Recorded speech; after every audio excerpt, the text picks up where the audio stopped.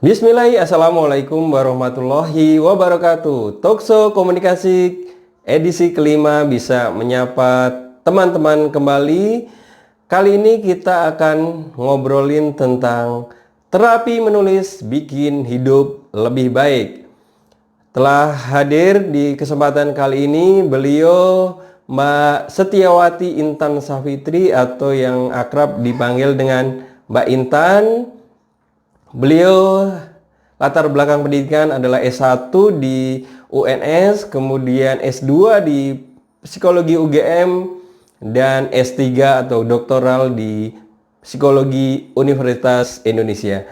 Beliau secara khusus mengambil terapi naratif di Calgary, Kanada, dan beliau saat ini menjadi seorang dosen di salah satu kampus swasta di Jakarta dan konselor psikologi.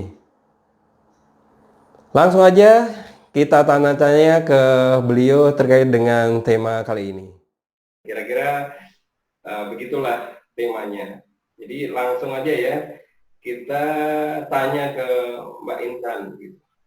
Sebenarnya terapi menulis itu apa gitu Mbak? Bisa dijelaskan lebih ringkesnya gitu. Ya, terima kasih Yons. Apa kabar teman-teman? Ini topik yang kalau buat saya topik yang lifetime gitu ya, topik sepanjang hidup. Karena proses untuk sampai menyadari, kemudian memanfaatkan, menulis itu sebagai terapi adalah hampir sepanjang hidup saya gitu ya. Jadi ini adalah lifetime searching gitu ya. Nah, kalau ditanya tadi apa sih sebenarnya terapi menulis? Kalau kita bicara soal terapi sebenarnya bisa apa saja gitu ya. Karena terapi itu tujuannya adalah membantu individu yang punya problem untuk bisa pertama menenangkan diri terhadap masalahnya, kemudian setelah tenang dia aware atau sadar bahwa dia punya masalah, dan kemudian secara kognitif terbantu untuk mengatasi masalahnya dengan cara dirinya sendiri. Jadi sifatnya lebih ke self help ya. Jadi terapi menulis ini lebih ke cara untuk membantu dirinya sendiri. Nah, kenapa menulis? Ada beberapa terapi ya yang sifatnya hanya katarsis emosi, jadi meredakan emosi saja. Nah, kalau menulis ini tidak hanya katarsis emosi, tetapi juga mengaktifkan kognisi dan mengelola kognisi. Jadi terapi yang sifatnya afektif atau emosi itu apa misalnya? Saya ada lagi kesel nih gitu ya, ada problematika emosi gitu ya. Kemudian mendengarkan musik, emosinya pulih, tetapi problemnya masih ada. Problemnya masih ada karena secara kognisi belum terbantu dengan hanya mendengarkan lagu saja. Itu juga terapi, tapi yang disasar atau tujuannya adalah meredakan emosinya. Tapi problemnya eksis. Nah, kalau menulis itu katarsis juga, jadi ada peredaan emosi sekaligus pada saat dia menulis kognitif aktif, emosinya sudah reda, kognitif aktif, harapannya problem solving muncul. Nah, biasanya bisa memunculkan problem solving ini adalah untuk individu yang masih dalam batas individu normal bermasalah. Nah, kalau sudah nulis tapi ternyata dia masih ruminate gitu, masih muter-muter dengan problemnya, ya berarti harus dibantu oleh psikolog. Dia tidak bisa self help lagi. Kalau dalam dunia akademik, apakah ini sudah teruji, Mbak? Ya, jadi sebenarnya Mbak, mohon maaf itu yang untuk WA-nya dimatiin dulu kan bunyi-bunyi. Oke. Matikan dulu ya. Saya nanti kamu edit kan. Bunyi ya, masuk ya. Oke, udah dinantikan. Ya. Apa tadi pertanyaannya? Di dunia akademik, apakah terapi menulis ini sudah teruji, Mbak?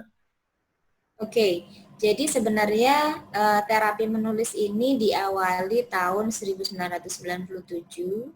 Jadi tokoh pertamanya namanya Profesor James Pennebaker ya di Amerika Serikat. Beliau mengajar di Universitas Kentucky di Amerika.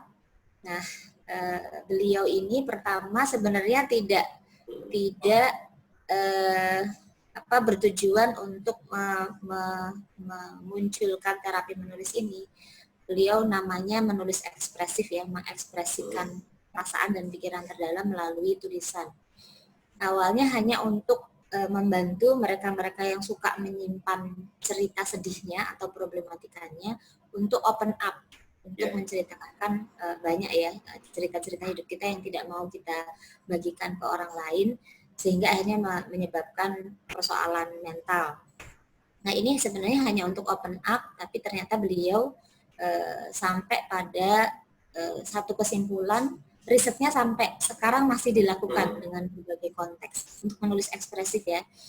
Nah, kemudian jadi secara keilmuan, secara sains itu sudah proven, sudah ada buktinya, walaupun buktinya masih belum dikatakan kalau sains itu harus sampai pada kukuh gitu ya. Bahwa kukuh itu berarti, kukuh kuat itu berarti dia memang terbukti dalam berbagai konteks efektif pengaruhnya. Nah, terapi menulis ini sangat kontek base gitu ya. Ada orang-orang yang cocok dengan terapi menulis, ada problem tertentu yang cocok dengan terapi menulis, ada orang-orang tertentu yang cocok dan ada yang tidak gitu. Jadi itu sebabnya kalau saya merasa bahwa justru karena sifatnya masih belum robust ini, penelitian akan terus berkembang soal terapi menulis ini. Nah, kalau saya lebih kenapa menulis naratif itu sebenarnya lebih kepada mengembangkan apa yang sudah dikembangkan oleh James Pennebaker, digabungkan dengan menggunakan teknik menulis kreatif sebenarnya. Karena kalau saya pakai teknik POV ya, point of view. Jadi kita mengelola POV supaya kita memiliki banyak perspektif pada saat menulis, tapi masalahnya tetap tentang diri kita sendiri, tapi kita mengelola pakai POV. Gitu ceritanya. Mbak, kalau di Indonesia sendiri, apakah itu udah berkembang atau Mbak Intan ya satu-satunya praktisi gitu? Ya, jadi sebenarnya jadi kebetulan aja kalau menurut saya risetnya di Indonesia masih sedikit. Sedikit atau nggak ada, Mbak? Ya, ada beberapa. Jadi ketika saya menyusun disertasi itu ada beberapa referensi tentang menulis ini, terutama menulis ekspresif ya, bukan menulis naratif. Jadi menulis ekspresif itu hanya curhat aja, seperti kita menulis diary tanpa ada teknik-teknik tertentu yang diterapkan pada saat menulis. Jadi menulislah tanpa memikirkan tata bahasa dan kekhawatiran untuk salah dalam redaksional, itu aja kan. Itu seperti kita nulis diary lah. Nah, itu banyak. Ada beberapa. Cuman ketika saya mencoba untuk merunut keberkembangan teman-teman yang meriset menulis ekspresif ini, nggak konsisten. Jadi keahliannya nampaknya keahlian itu kan paling tidak dia riset 10 tahun gitu ya minimal untuk sampai pada apa yang disebut sebagai ahli, tapi teman-teman yang mengembangkan riset ekspresif ini orangnya beda-beda. Menulis ekspresif ini orangnya beda-beda. Jadi saya melihat memang belum ada ya yang memang tekun, konsisten untuk setia pada topik menulis untuk terapi ini. Gitu ceritanya. Mbak, kalau secara praktis gitu kan, tadi kan teorinya begitu kan. Jadi bagaimana sekarang secara praktis, misalkan saya ini lagi bermasalah gitu kan. Terus bagaimana saya bisa menggunakan terapi ini dan bagaimana saya bisa mengukur bahwa saya sudah bisa lebih baik dengan terapi menulis. Begitu. Oke. Ya, satu tadi ada beberapa pertanyaan ya. Satu, bagaimana cara melakukannya, kemudian bagaimana kita bisa menandai bahwa menulis ini efektif buat kita gitu ya. Jadi ukurannya apa? Ukurannya apa? Baik. Saya akan mencoba menjawab satu. Menulis naratif ini atau terapi menulis naratif ini sebenarnya mirip dengan apa yang dilakukan oleh James Pennebaker, menulis ekspresif, hanya saya menambahkan beberapa teknik gitu ya. Jadi misalnya kita punya masalah nih gitu ya, apa misalnya gagal ujian misalnya gitu ya, kita dapat gagal mencari jodoh bisa juga ya, Mbak ya? Gagal mencari jodoh boleh. Ditolak gitu ya.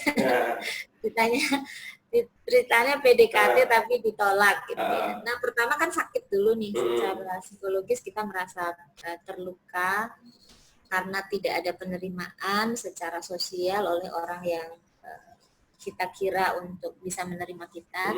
Nanti ada penolakan, kemudian ada luka psikologis gitu ya, karena penolakan itu, maka emosi kita terganggu. Bisa jadi yang dirasakan adalah marah, malu, gitu ya, sedih, kecewa. Nah, ini kan emosi semua nih. Nah, pada saat orang itu dalam kondisi emosi negatif, ini tadi kan emosi negatif semua, maka yang terjadi kognisinya nggak bisa aktif. Jadi kita itu punya dua sisi ya di otak kita, bahkan tiga kalau dari bentuk otak kita itu ada 3 bagian, satu prefrontal cortex, satu ini amigdala, satunya lagi batang otak. Nah, kalau pas lagi down seperti itu, lagi feeling blue, itu tuh amigdala yang kena. Amigdala yang kena, maka kognitifnya blocking. Nah, ketika kognitif blocking ini mau dibilangin apapun, ya dia nggak akan bisa berpikir dengan baik, karena memang kondisi emosi negatif ini hormonal nanti yang berarti dia nggak tahu, Mbak, yang tahu itu apakah dia sendiri itu tahu atau si konselornya nih yang tahu gitu. Biasanya kita sendiri merasakan. Kita merasakan. Ya, kita bisa merasakan. Jadi ketika kita tidak bisa berpikir jernih itu, suasana hati buruk, sensitif, cepat tersinggung, hidupnya jadi tidak nyaman. Hidupnya jadi tidak nyaman. Nah, jadi itu kan kondisi problem ya, kondisi problem. Maka dalam terapi menulis, begitu kita merasakan ketidaknyamanan, rasanya pengen marah, pengen nangis, pengen teriak, kemudian yang lebih merusak lagi, misalnya kita jadi pengen balas dendam sama orang yang melukai kita gitu ya, atau bahkan mungkin kita ngikutin kemana dia pergi, jadi stalkernya dia, itu kan repot gitu ya. Nah, pada saat kita merasakan bahwa diri kita ada problem, ambil pena, kertas, kita pertama kali kalau saya sarankan pakai point of view aku gitu ya.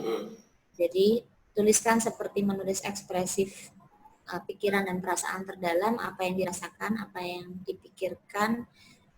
Kalau kita merasa tidak berharga ya dituliskan, kita merasa kecewa yang dituliskan. Baru kalau hari pertama seperti itu, kemudian hari kedua ngubah point of view. Point of view bisa pakai kamu gitu ya. Jadi seolah-olah kita bicara dengan diri kita sendiri, nulis surat, seperti nulis surat, atau pakai point of view ketiga, ditulis nama kita di situ. Jadi seolah-olah kita adalah orang lain yang menuliskan peristiwa yang sedang kita alami. Nah, beberapa riset mengatakan ini yang disebut mekanisme menjaraki diri. Nah, ini disertasi saya. Jadi pertama kita lekat atau larut dengan problem kita, lalu kita mencoba untuk berjarak sedikit demi sedikit sampai kita bisa melihat diri kita sendiri dan problem kita sebagai sesuatu yang terpisah. Karena kalau apa namanya tadi kedua ya, ketika kemudian kita nggak bisa memisahkan diri dari problem kita, berarti nggak berhasil, nggak efektif, belum efektif. Nah tadi saya katakan bahwa hasil risetnya masih banyak, ada orang yang membutuhkan cukup lama untuk sampai bisa menjaraki diri dan memisahkan diri dari problemnya. Jadi misalnya saya hanya butuh 3 hari gitu ya untuk bisa meredakan emosi saya dan kemudian melihat problem dengan jernih dan memisahkan problem dengan diri saya. Mungkin Yons bisa sebulan misalnya. Nah itu sangat personal sekali. Mbak, itu kan berarti nggak keseluruhan bisa kita terapi ya. Jadi kan dalam hidup ini kan mungkin ada banyak masalah nih atau yang membuat kondisi kejiwaan atau harus per kasus nih. Lebih enaknya terapi menulis itu apakah harus kita semua gitu atau per kasus gitu sih? Iya, jadi kalau risetnya dan kemarin juga saya riset terakhir dengan teman-teman mahasiswa. Kalau riset satu kan kita itu secara psikologis tergantung pada satu kepribadian kita ya, satu kepribadian kita, kemudian situasi sosial atau problemnya, kemudian yang ketiga fisiologis. Jadi kepribadian itu kok biasanya karena pola asuh, kemudian interaksi dengan orang lain, kemudian situasi sosial ini berarti problemnya. Yang ketiga genetis. Jadi memang kalau kita secara genetis sering banjir hormon, ini agak susah. Jadi orang yang emosional itu ya genetis ada gitu ya, ada bagian dari genetis. Nah, kalau pertanyaannya apakah efektif untuk semua masalah? Enggak ya. Lalu per kasus. Dan selalu dilihat dari 3 hal ini. Ada orang yang sangat moody karena fisiologisnya memang dia pencemas gitu ya. Pencemas ini ya karena banjir hormon itu. Nah, berarti harus ada catatan khusus tentang itu. Nah, kalau kemudian kepribadiannya misalnya, nah ini yang kemarin kami temukan, mereka yang pemalu, ya, kemudian self consciousness tinggi, jadi dia selalu merasa diperhatikan oleh orang lain dan kemudian tiba-tiba karena merasa diperhatikan orang lain itu jadi pemalu gitu ya. Jadi segala perilakunya itu merasa diawasi oleh orang lain. Jadi kan jangan-jangan nanti saya salah ngomong gitu ya. Jangan-jangan bajunya belum pas nih gitu ya. Jadi akhirnya dia cenderung untuk tidak mengekspresikan diri. Nah, kalau ada 2 hal ini plus problematikanya interpersonal, misalnya pacaran gitu ya, dan kemudian patah hati, atau kemudian dia dibully itu kan bisa dibully fisik segala macam. Nah, kalau dia menulis pakai kata ganti personal yang bukan saya tapi kamu atau dia, ini kan pakai perspektif orang lain, makin malu. Jadi karena dia pakai perspektif orang lain kan, seolah-olah orang lain melihat dia. Nah, ketika dia menggunakan kata kamu, nah dia kemudian memposisikan diri sebagai orang lain. Secara mental itu mungkin terjadi di pikiran kita. Gitu cerita. Iya, Mbak, itu kan Mbak Intan kan sudah bikin website namanya terapimenulis.com. Nah, itu apa, Mbak? Isinya apa dan arahnya mau kemana itu? Bisa membantu orang yang seperti apa? Oke, jadi terapimenulis.com ini sebenarnya website psikologi ya. Isinya adalah segala sesuatu tentang psikologi yang sifatnya ringan gitu ya, yang sifatnya ringan, tulisan tentang psikologi yang sifatnya ringan, dan juga psikologi dan teknologi dan menulis gitu ya. Jadi kan ini menulis blog itu juga bagian dari terapi sebenarnya kalau orangnya sudah siap untuk dikomentari sama orang lain. Tapi kalau belum siap jangan, mendingan pribadi dulu. Nah itu sebenarnya terapimenulis.com.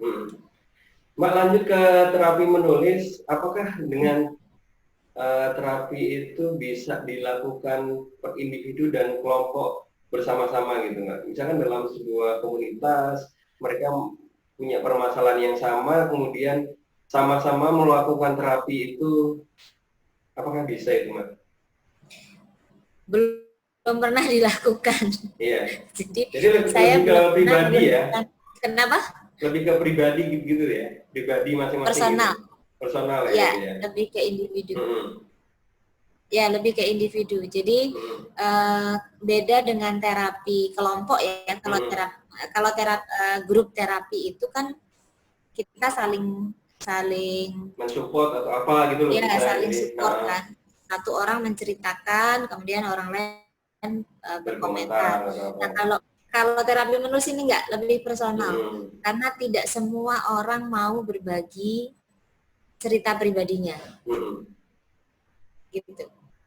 Jadi ceritanya itu apakah hanya dikonsumsi diri sendiri untuk bisa melihat sejauh mana sih aku menyikapi problem per kasusku ini, atau itu boleh diekspos gitu?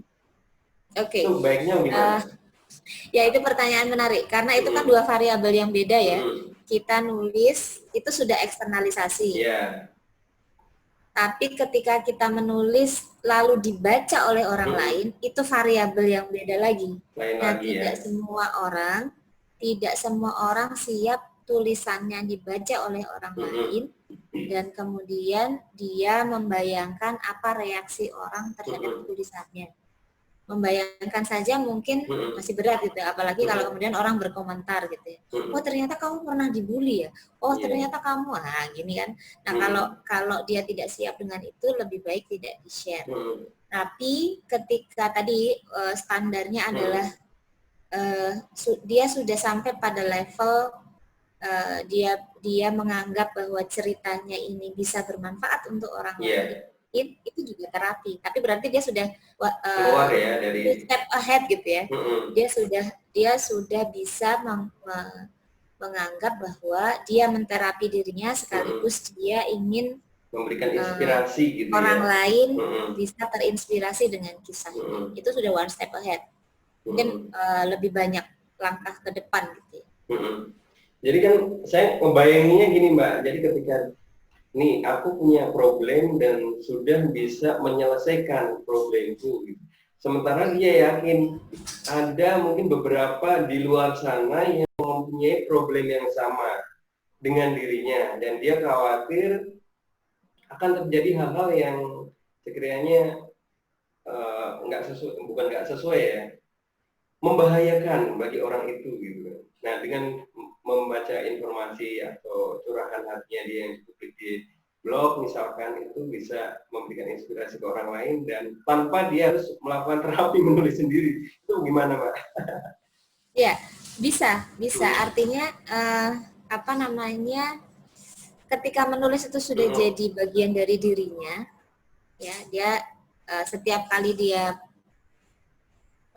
pusing dengan persoalannya dan kemudian dia ada kebutuhan untuk eksternalisasi problemnya dan yang dieksternalisasi itu tidak harmful untuk orang lain ya. Jadi tidak akan, misalnya bisa aja kan kita nulis tapi kemudian apa yang kita tulis itu ternyata ada bagian-bagian kisah orang lain. Kan kita makhluk sosial nggak pernah sendirian kan, mungkin mau tidak mau kita harus ceritakan anak, suami, atau teman dekat dan lain sebagainya. Kalau itu berakibat tidak baik bagi orang lain, ya sebaiknya tidak di-share. Jangan ya, sebaiknya ya. Ya, atau kita ini juga one step ahead ya, kita bisa membuat supaya cerita kita itu sebagai cerita yang kreatif. Jadi sudah sampai ke creative writing. Sudah tidak lagi personal. Ya, tidak lagi personal, tapi ada sosialnya juga, yaitu ketika kita bisa mengubah, misalnya kita jadi tokoh utama, atau kita jadi tokoh pendamping gitu ya, tokoh second karakter gitu ya. Kita tinggal pilih kita berada di mana, kemudian kita menuliskan gitu. Nah, problemnya mungkin problem kita, tapi tokoh-tokoh yang kita ciptakan adalah tokoh-tokoh yang membantu kita untuk menyelesaikan masalah kita. Sebenarnya kan kita sendiri yang berpikir itu. Nah, ini sudah sampai ke tahap creative writing ya, yang sifatnya juga bisa terapeutik. Berarti itu bisa lebih luas ya sebenarnya, itu manfaatnya gitu. Dari dia sendiri bisa ya seperti tadi, bikin hidup lebih baik untuk dirinya sendiri, dan kemudian itu bisa juga menjadi sebuah karya yang produktif yang bisa dinikmati orang lain gitu kan. Ya. Jadi tahapan itu adalah tahapan yang lebih advance lagi. Jadi misalnya nih penulis fiksi, coba kalau ditanya kita tanya seorang penulis fiksi misalnya, mana bagian dari tulisan fiksimu yang adalah problemmu sendiri? Pasti ada kan? Iya. Ya pasti ada. Nah, kadang-kadang itu nggak bisa dipisah-pisahkan. Tetapi ketika dia menuliskan, ada bagian dirinya yang dieksternalisasi, ada proses terapeutik, sekaligus orang lain bisa mengambil manfaatnya. Itu sudah advance lagi. Sekarang ini Mbak sebagai konselor ya, jadi kan mungkin ada pertanyaan, ini kita nggak membuka pertanyaan sih, jadi ibaratnya saya menonton video ini gitu kan, kemudian saya merasa saya punya masalah gitu kan, dan nggak bisa menyelesaikan sendiri. Apakah saya bisa menghubungi Mbak Intan nih? Boleh. Nanti boleh kontak saya di WA di 0812-875-11143. Kita bisa kontak ya dengan janjian, kita bisa meeting. Kalau sedang masa pandemi ini ya berarti online gitu ya. Nah, nanti kalau itu lewat website terapi menulis nggak bisa Mbak? Oke, nanti bisa juga lewat nanti emailkan aja ke menulisnaratif@gmail.com. Jadi emailnya itu sampaikan apa yang ingin dikonsultasikan, kita bisa ketemu langsung atau kita bisa kontak via WA dan email. Oke ya, kita udah panjang lebar nih ngobrolin tentang terapi menulis ya, bikin salah satu alternatif bikin hidup lebih baik. Mungkin untuk sementara kita cukupkan sekian ya. Terima kasih buat Mbak Intan udah berkenan memberikan pencerahan ya di kesempatan kali ini, yang insya Allah ini bisa bermanfaat bagi teman-teman yang menonton. Itu ya Mbak. Terima kasih sebelumnya. Assalamualaikum warahmatullahi wabarakatuh. Salam komunikasi. Salam komunikasi.